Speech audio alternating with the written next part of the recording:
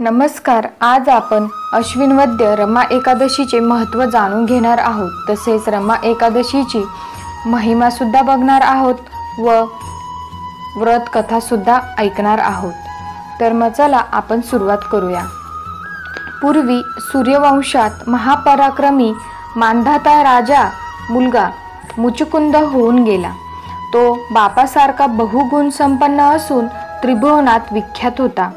पृथ्वीसारखा क्षमाशील, बृहस्पतीसारखा निपुण वक्ता, भगीरथ राजासारखा प्रयत्न करणारा, हरिश्चंद्रासारखा सत्वशील, भीष्मासारखा सत्य प्रतिज्ञ, तपाच्या योगाने सूर्यासारखा, विष्णूसारखा दयाघन, मेघासारखा गुणगंभीर, परंतु शत्रूंना मात्र यमासारखा भासत असून पृथ्वीवरील इतर सर्व राजे त्यास कारभार देत असत. ब्रह्मचार्यांमध्ये जसे शुक्राचार्य श्रेष्ठ, अष्टादश पुराणात जसे भागवत श्रेष्ठ, सर्व व्रतांमध्ये जसे हरिदिनी व्रत श्रेष्ठ, सुगंधामध्ये जशी कस्तुरी श्रेष्ठ, श्वापदामध्ये जसा केसरी श्रेष्ठ, धनाढ्यामध्ये जसा कुबेर श्रेष्ठ, सर्व देवतांमध्ये जसा श्री विष्णू श्रेष्ठ, सर्व रत्नांमध्ये जसा कस्तुभमणी श्रेष्ठ, तसा सर्व राजांमध्ये मुचकुंद श्रेष्ठ होता. इतकेच केवळ नव्हे तर त्यांचे रक्षण करण्याकरता अष्टदिक्पाल सुद्धा नेहमी तयार असत. शिवाय त्यांची वाणी अत्यंत मधुर असून कृष्ण नामग्रहणात निरंतर निमग्न असे. त्याची प्रजा ही विष्णू भक्तिपरायण असून निरंतर एकादशी व्रत करीत असे. मुचकुंदाने इंद्राशी सख्य करून असंख्य दुष्ट दुर्जन राक्षस मोठ्या पराक्रमाने मारिले. तेव्हा त्याला फार श्रम झाले. हे पाहून व आपणाला सहाय्य केले हे जाणून इंद्र प्रसन्न झाला व मुचुकुंदाला म्हणाला, तू इच्छित वर माग. तेव्हा मुचकुंद म्हणाला, मला दैत्य प्रसंगात पुष्कळ श्रम झाले, करिता निवांत निद्रा घेण्याकरता इच्छितो. तरी मी निद्रिस्त असता जो मला जागृत करील तो क्षण न लागता तात्काळ भस्म व्हावा व जागृत होताच जगतपतीचे दर्शन व्हावे असा वर दे. इंद्र तथास्तु म्हणून निघून गेले. नंतर एका पर्वताच्या गुहेमध्ये मुचकुंद जाऊन निद्रिस्त झाला. पुढे त्याला जागे कोणी केले व परमात्म्याचे दर्शन कसे घडले याबद्दल सुरस कथा सांगते, ती ऐका. पृथ्वीचा भार हरण करण्याकरता परमात्म्याने गोकुळात अवतार घेतला व कंसाचा वध करून मथुरा नगरी आपल्या ताब्यात घेतली. हे वर्तमान कंसाचा सासरा जो जरासंध त्याला समजले. तेव्हा तो फारच संतापला व शिशुपालादी दुर्जन लोकास बोलावून मथुरेस रामकृष्णांना जिंकण्यासाठी गेला. तेथे उलट त्याचाच पराभव झाला. असा 17 वेळा जरासंधाचा पराभव झाला. शेवटी जरासंध अत्यंत चिंताक्रांत होऊन इकडे तिकडे फिरू लागला. तोच त्याला नारद मुनी भेटले. त्यास पाहताच जरासंध नमस्कार करून म्हणाले, रामकृष्णाचा वध करण्याकरता मला काही उपाय सांगा. तेव्हा नारद मुनी म्हणाले, एक उपाय आहे तो सांगतो, श्रवण कर. कालयवन नावाचा मोठा पराक्रमी राजा आहे, त्याला सहाय्य करून घे. तो सर्व यादवांचा पराभव करील असा त्यास शंकराने वर दिला आहे. त्याचा आश्रय केलास तर तुझा कार्यभाग होईल. हे नारदाचे भाषण ऐकून तो जरासंध तात्काळ कालयवनाकडे गेला व त्याची प्रार्थना करून 3 कोटी सैन्यासह त्यास आपल्याबरोबर घेऊन आला. नंतर ते सर्वजण पुन्हा मथुरेवर स्वारी करण्याकरता निघाले. जो सर्वात यामी परमेश्वर हे वर्तमान कळलेच. तेव्हा त्याने ब्रह्मदेवास वैकुंठ नगरीसाठी समुद्रात द्वारका नगरी उत्पन्न करण्यास सांगून व त्या नगरीत योगमायेने मथुरेतील सर्व लोक धनधान्यादी संपत्ती वगैरे ठेवून आपण एकटाच मथुरेत येऊन राहिला. इकडे ते सर्व लोक सूर्योदय होण्यापूर्वी मथुरेत येऊन पाहतात तो नगरात कोणीच नसून एकटा श्रीकृष्ण आहे. मग ते सर्व त्यास धरण्यास धावले. कालयवनास पाहताच श्रीकृष्ण हसून श्री शंकराचे वचन खरे करण्याकरता पळावयास लागले. त्याबरोबर कालयवनही आपल्या सर्व सैन्याला मागे टाकून एकटा श्रीकृष्णाच्या पाठीमागे पळावयास लागला. श्रीकृष्ण पळत पळत ज्या गुहेत मुचकुंद निजला होता त्या गुहेत शिरून आपला पितांबर मुचकुंदाच्या अंगावर टाकून आपण गुप्त झाले. कालयवन मनात म्हणाला, आता हा बरा सापडला असे म्हणून कालयवन गुहेत शिरून पाहतो तो त्याला श्रीकृष्णाचा पितांबर दिसला. पितांबर पांघरून आपला शत्रू निजला आहे असे पाहून कालयवनाने अतिशय रागाने लत्तापहार केला.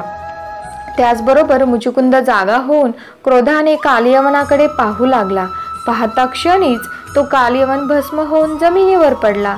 अशा रीतीने श्रीकृष्णाने कालयवनास ठार मारले. मुचुकुंदाचा राग शांत झाल्यावर तो इकडे तिकडे पाहू लागला. तोच त्या श्रीकृष्ण परमात्मा दिसले.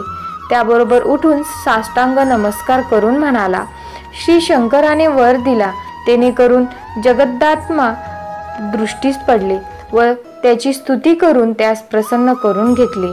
भागीरथीच्या स्नानाला गेले असता मार्गात यमुना नदी लागली तर तिचे स्नान केल्याशिवाय मनुष्य पुढे जात नाही, किंवा श्री विष्णूच्या भेटीस जाताना मध्ये शिवलिंग दिसले तर त्याचे दर्शन घेण्यास ज्ञाते लोक मागे पुढे पाहत नाही. त्याचप्रमाणे रमा एकादशीचे महात्म्य सांगत असता मुचुकुंदाचे चरित्र सांगितले तर वावगे होणार नाही, म्हणून ते रसाळ चरित्र कथन केले. असो, मागे सांगितल्याप्रमाणे मुचुकुंदाने स्वर्गात जाऊन सर्व देवास सौख्य दिले. त्यायोगे सर्व देव त्याच्याजवळ मित्रत्वाने वागू लागले. असा तो महापराक्रमी मुचुकुंद राजा पृथ्वीवर राज्य करीत होता. त्याला सुंदर 32 लक्षणी व सुंदर सर्व गुण संपन्न अशी एक चंद्रभागा नावाची कन्या होती. ती दिवसेंदिवस वाढून उपवर झाली. तेव्हा राजाने सत्कुलीन व सुशील अशा चंद्रसेन राजाच्या मुलाची म्हणजेच शोभनाची वर योजना केली. नंतर लग्न सोहळा सुरू झाला. त्यावेळेस सर्व पृथ्वीचे राजे असंख्य कारभार घेऊन आपल्या सैन्यासह आले होते. इंद्र, दिक्पाल, नवग्रह, मरुद्र, यक्ष, अप्सरांसह गंधर्व, बिभीषण वगैरे लग्न सोहळा पाहण्याकरता वऱ्हाडी जमले. त्याचप्रमाणे वेदशास्त्र विशारद, तपोधन असे असंख्य ब्राह्मणही आले होते. त्यास प्रतिदिवशी इच्छा भोजन मिळून व त्यांचे योग्य आदरातिथ्य करून लग्न घटका भरल्याबरोबर वसिष्ठ गुरूंच्या आज्ञेप्रमाणे मुचुकुंदाने यथाविधी कन्यादानही केले. विवाह लागल्याबरोबर राजाने सर्व भांडारे मोकळी करून ब्राह्मण तृप्त केले. अशा प्रकारे 4 दिवस अवर्णनीय उत्साह सुरू होता. कामधेनू गृही प्राप्त झाली तरी काही एक कमी पडत नाही. अगर जिव्हाग्री सरस्वती बसली असता काव्य सामुग्रीला काही कमी नाही. त्याप्रमाणे जेथे इंद्रादी देव पुरस्कर्ते म्हणून होते तेथे काही न्यून पडेल याची शंकाच नको. काही काळानंतर चंद्रसेनेचा मुलगा शोभन हा आपल्या श्वशूर गृही म्हणजे मुचकुंदाच्या घरी प्राप्त झाला. त्या दिवशी अश्विन कृष्ण दशमी असल्यामुळे राजाचे दूत सर्व नगरभर उदयिक एकादशी असल्यामुळे कोणीही अन्न सेवन करू नये असे म्हणून डांगोरा पिटीत फिरत होते. यावर वाचक असा प्रश्न करतील की जर मुचुकुंद राजा विष्णू भक्त, सद्भाविक आणि प्रज्ञावंत असून त्याची प्रजा ही तशीच भक्तिवंत आणि सुकर्मी होती तर एकादशीच्या दिवशी अन्न सेवन करू नये असे लोकाश्रुत करण्याचे कारण काय? जसा भ्रमरास पुष्पातील मकरंद सेवन करण्यास सांगावा लागत नाही, किंवा डोळस मनुष्यास सूर्योदय झाला हे सांगावे लागत नाही, किंवा ब्राह्मणास मांस भक्षण करू नये हे सांगावे लागत नाही, अगर वैराग्यास विषयाची आसक्ती धरू नये हे सांगावे लागत नाही. त्याप्रमाणे मुचकुंदाची प्रजा विष्णू भक्त व भाविक असल्यामुळे डांगोरा पिटून एकादशीची आठवण करावयास नको. त्यावर उत्तर असे आहे की जशी पाण्याची चंचल गती किंवा नलिनी दलावरील जल तशी मनाची गती चंचल आहे. पिंजऱ्यात वारा भरून राहील, महामेरू पुरीत बांधून राहील, महदाकाश रांजणात साठवेल, भानू तारंगणी लोपेल, अग्नी शीतलता पावेल, म्हणजे न होणाऱ्या गोष्टी होतील पण मन हे केव्हाही स्थिर राहायचे नाही. असे जरी मन चंचल आहे तरी त्याचा एक सद्गुण आहे की जे पाहावे तेथे रममान व्हावे.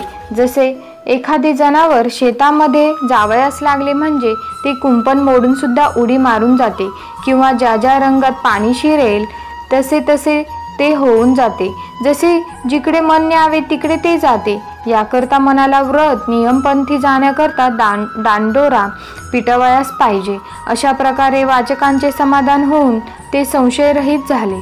नंतर दुसऱ्या दिवशी प्रातःकाळी एकादशी प्राप्त होताच सर्व लोकांनी स्नानादिक नित्यकर्मे करून श्री विष्णूची पूजा केली. मग अन्न उदक वर्ज्य करून सप्रेम नामस्मरण, कृष्णलीला, पुराण श्रवण वगैरे सुरू केले. या प्रकारे हर्षभारित झालेले लोक घरोघरी उत्साह करून श्री विष्णू मंदिरात येऊन मोठ्या प्रेमाने गाऊ व नाचू लागले. इतक्यात चंद्रभागेच्या मंदिरात तिचा पती शोभन चिंतातूर होऊन पण स्नानादिक नित्यकर्मे करून चंद्रभागेजवळ बोलू लागला की, हे शुभानने चंद्रभागे, मम प्राणप्रिये, माझे एक वचन मोठ्या प्रीतीने श्रवण कर. काल डांगोरा पिटलेला माझ्या कानी आला की आज कोणीही अन्न सेवन करू नये, पण मला अत्यंत क्षुधा लागली आहे. यामुळे माझे प्राण कासावीस होत आहे. मी तर उपवास करण्यास असमर्थ आहे. आता काय करावे बरे? कदाचित माझा प्राण सुद्धा जाईल. हे पतीचे वचन श्रवण करून चंद्रभागा शोभनाच्या पदकमळी सद्भावनेने प्रार्थना करून मधुरवाणीने बोलू लागली, महाराज, तुम्ही चतुर व सज्ञानी आहात. मी आपल्याला काय सांगणार, परंतु या ठिकाणची रीतभात काय आहे ती मात्र आपल्याला सांगते. आज सर्व नगरात आणि माझ्या पित्याच्या गृही लहान अथवा थोर कोणीही अन्न व उदक सेवन करणार नाहीत. इतकेच कशाला, पशुपक्षी आदी करून प्राणी सुद्धा अन्न व उदक सेवन करीत नाहीत. मग तेथे मानवांची कथा काय? याकरिता मी हात जोडून प्रार्थना करते की आज आपण अन्न अगर उदक सेवन करू नये. हरिवासरी अन्न सेवन केले तर महापाप लागते, म्हणून आपणास आज उपवास केला पाहिजे. मी सांगते याचा विवेकाने पूर्ण विचार करून आजचा दिवस दृढनिश्चयाने उपवास करावा, एवढीच या दासीची विनंती आहे. मी 8 वर्षापासून अत्यंत प्रीतीने हरिदिनीनिमित्त उपवास करीत आहे. या जगात नर जन्माला येऊन जे पुण्याचरण करीत नाही ते पशुवत समजावे, अशी वेदाची आज्ञा आहे. इत्यादी बोधवचने आपल्या पतीला म्हणजे शोभनाला सांगितली, परंतु त्या अभाविकाला ती रुचावी कशी? ज्याप्रमाणे कावळ्यास मोत्यांचा चारा घातला तर तो त्याच्या मनास येत नाही, किंवा चोराला धर्मशास्त्र कथन केले तरी त्याला ते उमजत नाही, किंवा कमळांचा सुवास बेडकास आवडत नाही, अगर मद्य पिणाऱ्यास दूध आवडत नाही, अगर जारीनी स्त्रीस पतिव्रतेचे धर्म सांगितले तर ते व्यर्थ श्रम मात्र होतील, किंवा सूर्याचा प्रकाश काजव्यास प्रिय होत नाही, किंवा धेनूची सेवा यवनालाही आवडत नाही, किंवा रोगी मनुष्य मिष्टान्न गोड वाटत नाही. त्याप्रमाणे एकादशीचा उपवास शोभनाला मनापासून आवडला नाही. अशा प्रकारे चंद्रभागेचे भाषण ऐकून शोभन अत्यंत चिंतातूर होऊन म्हणतो, आता काय बरे करावे? मला तर उपवासाचे दुःख अगदी सहन होत नाही. आता भुकेने माझ्या पोटात जणू अग्नीस पेटला आहे की काय असे वाटते. नंतर कांतेला विचारतो, हे प्राणप्रिये, आता मी मोठ्या संकटात सापडलो. त्यापेक्षा आलो नसतो तर फार बरे झाले असते. चंद्रभागा म्हणाली, समय पाहून वर्तन करावे. ज्याप्रमाणे भूमी पाहून बी पेरणे, प्रसंग पाहून उत्तर देणे, त्याप्रमाणे सुविचार करून मोठ्या निर्धाराने उपवास करावा. शोभन म्हणाला, केवळ लोकलज्जेस्तव प्राण जावो अगर राहू उपोषण करतो. ब्रह्मदेवाने जसे कपाळी लिहिले असेल तसे यावेळी सुखरूप मात्र हो. असे बोलून नेत्रांतून मोठ्या दुःखाने अश्रू ढाळू लागला. या प्रकारे मोठा निश्चय केला खरा, परंतु क्षुधेने व तृषेने त्याला मोठी ग्लानी आली. क्षुधेने तर प्राण अगदी व्याकुळ होऊन मुख म्लान दिसू लागले. जसा व्याघ्र सापड्यात सापडावा, वृषभ वेसनीत सापडावा, हत्ती चिखलात रुतावा, चोर राजाच्या दूतांनी वेशला जावा, तसा शोभन दुसऱ्याच्या घरी येऊन मोठ्या अडचणीत सापडला. त्याचा काही एक उपाय चालेना. असा तो चिंतेत असता सूर्यास्त होऊन अत्यंत हर्षकारक अशी रात्र प्राप्त झाली. रात्र होताच मुचुकुंद राजा आपल्या परिवारासह व सर्व लोकांसह आनंदयुक्त होऊन श्री विष्णू मंदिरात प्राप्त झाला व षोडशोपचारे श्री हरीची पूजा करून मोठ्या आनंदाने साष्टांग नमस्कार घालून व नामस्मरणाचा गजर करून एकादशीचे महात्म्य श्रवण करू लागला. कोणी टाळ, मृदुंग, वीणा घेऊन सप्रेम कीर्तन करू लागले. अशा प्रकारे सर्व लोक आनंदात गर्क झाले खरे, परंतु शोभन मात्र क्षुधेने अत्यंत पीडित होऊन त्याचे चित्त कथा कीर्तनाकडे लागेना. अशा स्थितीत रात्र जाऊन सूर्योदय प्राप्त झाला. तोच शोभनाचा प्राण देहाला सोडून गेला. आपला पती इहलोक सोडून चालता झाला हे पाहून चंद्रभागा दुःखाने वक्षस्थळ बडवू लागली. तसाच राजा मुचुकुंद व इतर इष्टमित्रही दुःखाने आक्रोश करू लागले. चंद्रभागा दीर्घस्वराने विलाप करू लागली व म्हणाली, अहो प्राणनाथ, उठा उठा. मी हात जोडून विनंती करते की आपणाला फार क्षुधा लागली असेल तरी सत्वर उठून भोजन करा. एक वार तरी माझ्यावर कृपादृष्टी करून स्वमुखाने बोला. माझ्याजवळ अगदी काकुळतीस येऊन काल अन्न सेवन करण्याकरता मागत होता, परंतु मी नष्ट पापीन स्वामींचे वचन ऐकले नाही म्हणून का राग धरून माझ्याजवळ बोलत नाही. आता मला क्षमा करून सत्वर भोजन करण्याकरता उठा. अशा तऱ्हेचा विलाप करून ती म्हणाली, हे वैकुंठ नायका, मजवर केवढा रे प्रसंग आणलास. पतीचे कल्याण होण्याकरिता त्यांच्या हातून एकादशी व्रत करवले, परंतु प्रारब्धामध्ये दुःखच ठेवलेले होते. त्याला कोण काय करणार. अमृताची आशा करताना हातात हालाहाल विष यावे. मौतिक मिळण्याकरिता सागरात बुडी मारली, परंतु हातात शंख लागावा. त्याप्रमाणे चंद्रभागेचे होऊन तिला अपार दुःख झाले. नंतर ती केस तडातडा तोडून जमिनीवर गडबडा लोळून नेत्रांतून अश्रू गाळून ओक्साबोक्सी रडू लागली. त्यावेळेस ज्ञाते लोक चंद्रभागेजवळ येऊन म्हणाले, हे चंद्रभागे, तुझे पूर्वजन्मीचे पती कोठे आहेत ते सांग बरे. तुझा पती कोठून आला, मृत्यू पावून कोठे गेला. आत्मा तर परिपूर्ण अविनाशी आहे, त्याचा नाश केव्हाही व्हायचा नाही. त्याच्या देहाकारणे तू शोक करीत असशील तर तो तुझ्या पुढे पडला आहे. सागरात पुष्कळ लाटा उठतात व तात्काळ नाहीसा होतात. आधी मृगजळ मिथ्या, मग त्याच्यावरचे तरंग कसे खरे असतील. कासवीच्या तुपाने घट भरला, तो वंध्यासुताने पळवून नेला. मग जलमंदाने पाहून बोभाटा केला व पांगुळा त्याच्या पाठीस लागला. नंतर वाळूचा दोर विणून त्याने त्याला बळकट बांधून गंधर्व नगरात नेऊन बंदिवासात टाकिला. चित्रीचा हुताशन प्रदीप्त झाला तेव्हा त्याच्यावर तूप टाकून शांत केला. अगर शिंपी रूपी चांदीचे पात्र घेऊन त्यात नभसुमने भरली किंवा मृगजलातील मासे पायांमध्ये नुपूर बांधून नाचू लागले किंवा भीष्माची कन्या शुकाच्या मुलास दिली इत्यादी सर्व बोलणे असत्य आहे, त्याप्रमाणे हा प्रपंच सत्य नव्हे, असत्य आहे. अगोदरच नश्वर माया, मग अश्वासवत असेल कोठून काया. याकरिता तू व्यर्थ शोक का करतेस. अशा प्रकारे ज्ञाते लोकांनी तिला उपदेश केला. तो उपदेश ऐकल्यावर चंद्रभागा समाधान पावली. नंतर लोकांनी शोभनाचे प्रेत स्मशानात नेऊन कर्पूर, चंदन वगैरे सुवासिक पदार्थांनी दहन केले. शोभनाच्या हातून रमा एकादशीचे व्रत घडल्यामुळे तो ताबडतोब देवलोकात गेला. देवांनी मंदरगिरीच्या शिखरावर सुंदर, परम रमणीय, असंख्य गुणयुक्त, मनोहर असे अनुपम्यपूर त्यास राहावयास दिले. ते नगर अत्यंत विस्तीर्ण व तेजस्वी असे असून तेथील भूमी स्फटिकासारखी दिसत होती. कल्पतरूंची वने, कामधेनूंची खिल्लारे, कांचनांचे पर्वत वगैरे सर्व सुखे त्या ठिकाणी वसत होती. इतके रम्य नगर दुसरे कोणतेही नव्हते. हे सर्व त्यास मिळाले ते रमा एकादशीच्या व्रताच्या प्रभावानेच. अशा प्रकारे शोभन तेथे सुखाने राहत असता व राज्य करीत असता एक दिवस त्याच्या मंदिरात महापुण्यवान व ज्ञानी असा मुचुकुंदाच्या नगरीत राहणारा सोमशर्मा नावाचा ब्राह्मण आला. शोभनास पाहताच तो ब्राह्मण म्हणाला, हा तर आपल्या राजाचा जामात. यास एवढे अद्भुत ऐश्वर्य कसे बरे प्राप्त झाले असावे. असा आश्चर्यचकित झालेला तो ब्राह्मण शोभनाजवळ जाऊ लागला.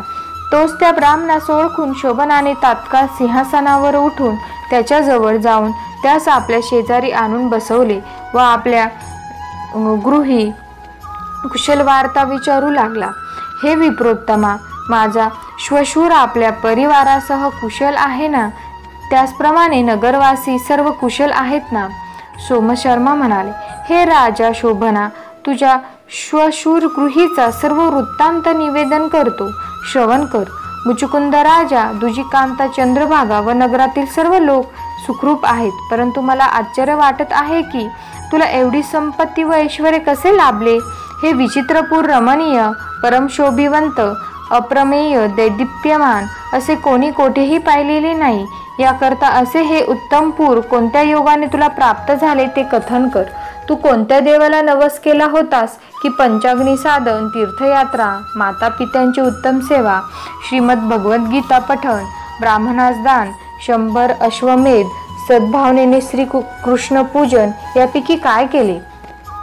शोभन, हे ब्राह्मणा, खरेच सांगतो, मी अश्विन कृष्ण एकादशी, जिला रमा एकादशी म्हणतात, तिचे व्रत लोकलज्जेस्तव अति संकटाने केले. त्यायोगी हे मनोरमपूर मला प्राप्त झाले. परंतु हे नगर अशाश्वत आहे, याकरता ते शाश्वत होईल असे काहीतरी करावे. सोमशर्मा म्हणाले, अशाश्वत होण्याचे कारण काय व कोणत्या योगाने ते शाश्वत होईल ते सांग. शोभन म्हणाले, मी प्रीती न धरिता व्रताचरण केले म्हणून हे पूर अशाश्वत झाले आहे. आता ते शाश्वत कसे होईल ते सांगतो, श्रवण कर. माझी कांता चंद्रभागा, तिला हा वृत्तांत निवेदन कर, म्हणजे ती शाश्वत होण्याचा प्रयत्न करेल. हे शोभनाचे वाक्य ऐकून सोमशर्मा ब्राह्मण आनंदित झाला. नंतर शोभनाची आज्ञा घेऊन तो ब्राह्मण मुचुकुंदाच्या नगरात परत आला व ताबडतोब चंद्रभागेच्या मंदिरात जाऊन त्याने तिला सर्व वृत्तांत निवेदन केला. सोमशर्मा म्हणाले, हे शुभानने, तुझा भ्रतार मी आपल्या नेत्रांनी प्रत्यक्ष स्वर्गभूमी पाहिला. मंदराचलाच्या शिखरावर दैदिप्यमान असे अनुपम्य पूर आहे. त्या ठिकाणी सिंहासनावर शोभत असलेला व ज्याच्या भोवती अप्सरा नृत्य करीत आहेत, गंधर्व किन्नर गायन करीत आहेत, देव हात जोडून स्तुती करत आहे, तसा शोभन मी प्रत्यक्ष पाहिला. मला पाहिल्याबरोबर माझ्याजवळ येऊन सन्मानाने कुशल विचारून आपल्याच मुखाने आपला वृत्तांत निवेदन केला व म्हणाला, माझा निरोप चंद्रभागेला सांग की रमा एकादशीच्या प्रभावाने मला अनुपम्य पूर मिळाले आहे, परंतु अप्रीतीने व्रताचरण केले त्यायोगे हे अद्भुत पूर अशाश्वत झाले आहे. याकरिता ते शाश्वत होईल असा काहीतरी प्रयत्न कर. चंद्रभागा म्हणाली, पतीचा निरोप ऐकून म्हणाली, हे ब्राह्मणा, ही आश्चर्यकारक गोष्ट कधी कोणी पाहिली व ऐकलीही नाही. भाजलेले बी शेतात पेरिले तर ते रुजेल काय? मृगजलाने तृष्णा शांत होईल का? त्याप्रमाणे अंतरात प्रीती नसताना व्रताचरण केले व त्यामुळे अद्भुत वैभव प्राप्त झाले, हे संभवेल का? मला तर खरोखर वाटते की आपल्याला स्वप्न पडले असेल, तरी सावध होऊन मला सत्य असेल ते सांगा. सोमशर्मा म्हणाले, मी तुझा पती प्रत्यक्ष डोळ्यांनी मंदराचलावर राज्य करीत असलेला पाहिला.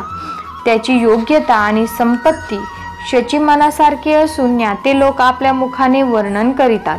त्याचे पूरही दैदिप्यमान असलेले मी प्रत्यक्ष अवलोकन केले, परंतु ते चल असल्यामुळे तुला अचल करण्याकरता निरोप सांगितला आहे.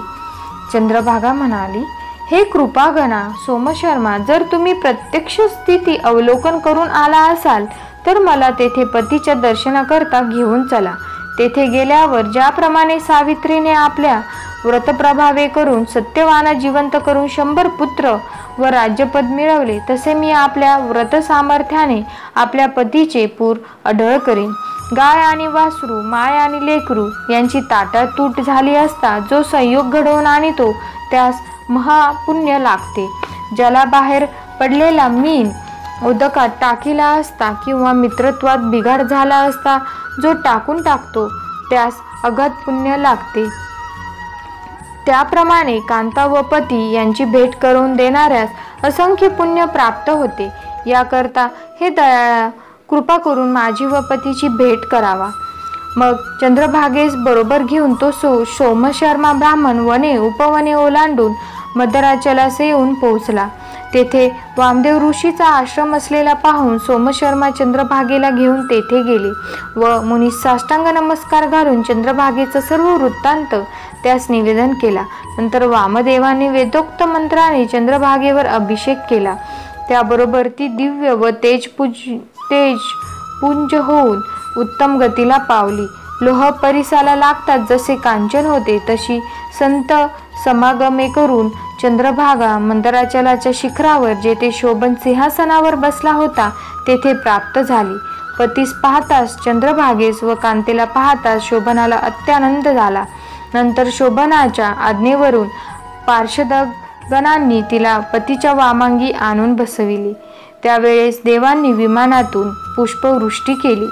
चंद्रभागा म्हणाली, हे प्राणनाथा रूपश्रेष्ठा, मी आपल्या जनकाच्या घरी असताना 8 वर्षापासून आजपर्यंत शुक्ल व कृष्ण हरिदिनी व्रत सद्भावे आचरण केले. त्यामुळे अगाध पुण्य प्राप्त झाले आहे. त्या पुण्याच्या प्रभावाने हे पूर अढळ हो. जोपर्यंत चराचर विश्व तसे सूर्य व चंद्र या पृथ्वी तलावर प्रकाशत आहेत तोपर्यंत हे पूर कृष्णकृपे करून अचल हो. अशा प्रकारे चंद्रभागा बोलल्यावर ते डळमळीत असलेले पूर ताबडतोब स्थिर झाले. रमा एकादशीचे व्रत जे श्रवण व पठन करतील त्यांचा मी अंकित होऊन त्यांचे अखंड रक्षण करीन. त्याचप्रमाणे असंख्य दुरितेही नाहीशे करीन. मग त्यास इहलोकीचे सौख्य मिळून शेवटी ते माझ्या पदाला पावतील. अशा रीतीने रमा एकादशीचा महिमा कथा समाप्त झाली. धन्यवाद. रामकृष्ण हरी.